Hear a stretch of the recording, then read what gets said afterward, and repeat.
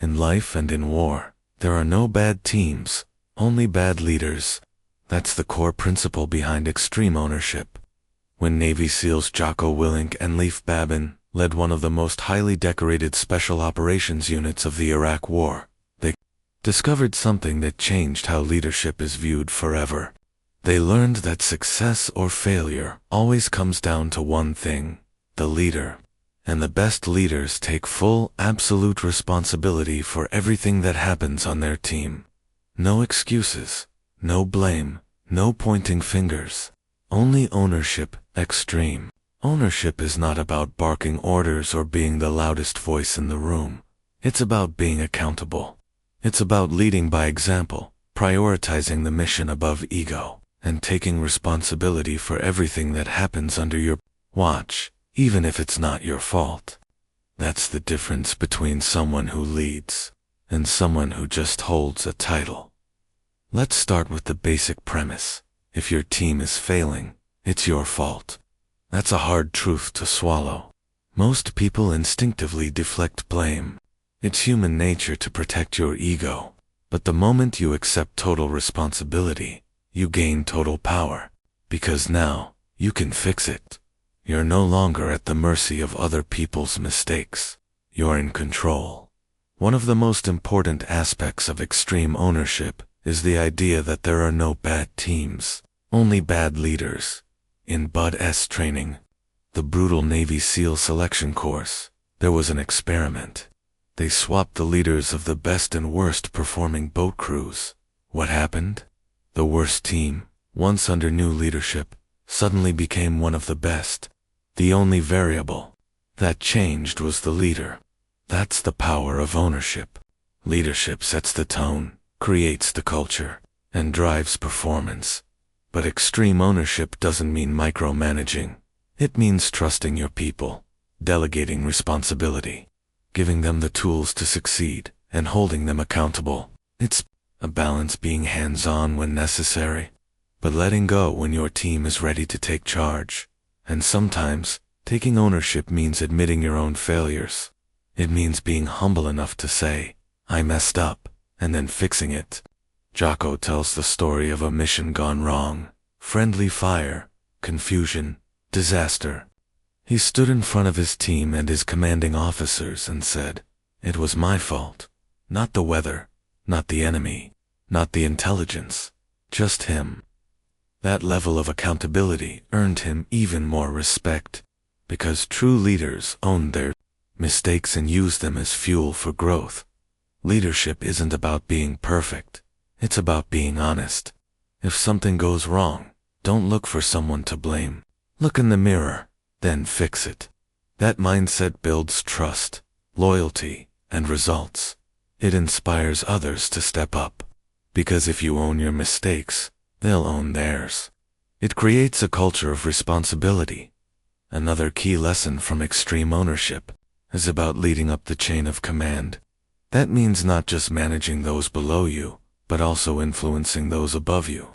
If your boss isn't giving you what you need, don't complain. Communicate. Take initiative. Make their job easier. That's leadership, too.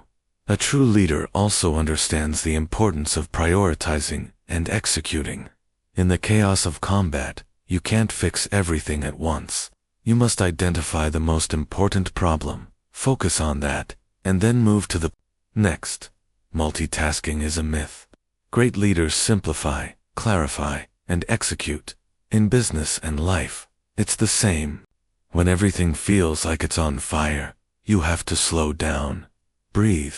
Choose the one fire that matters most. Put it out, then move on to the next.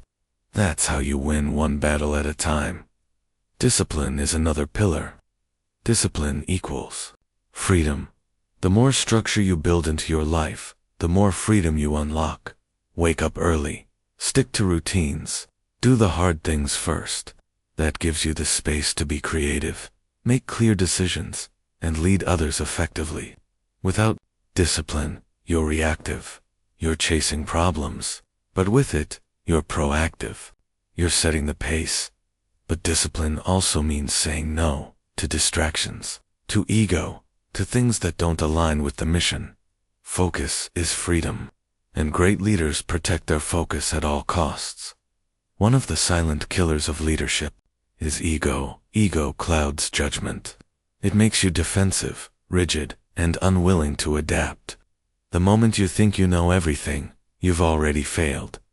Extreme ownership requires humility. You have to constantly learn, grow, and evolve. You have to listen, even to people below you, because sometimes they see what you can't. Ego says, I'm the boss. Ownership says, I'm responsible. And when things go right, don't take all the credit. Spread it. Celebrate your team. Praise their effort. That builds morale and strengthens loyalty. But when things go wrong, own it yourself. That contrast creates leadership gravity. People will want to follow you.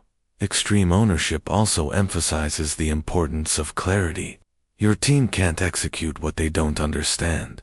You need to communicate clearly. Over-communicate. Break things down into simple, actionable steps. In high-pressure situations, simplicity saves lives. In everyday life, it saves time, energy, and frustration. Too often, people assume others know what they mean. They don't. That's your job as a leader, to eliminate confusion. Align everyone on the mission, and ensure every person understands their role.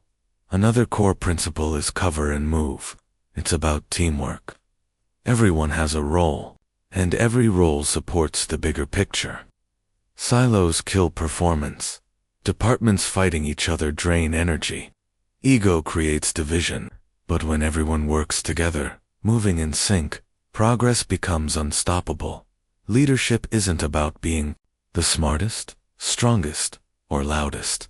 It's about making others better. It's about lifting people up, building trust, and creating an environment where everyone can thrive. That's what extreme ownership unlocks.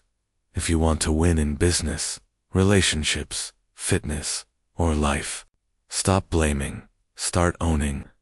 It's not always your fault, but it's always your responsibility. Own the mission, own your team, own yourself. That's how you become truly unstoppable.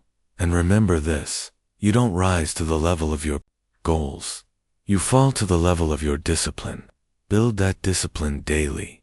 Start small, keep going, and never stop taking ownership.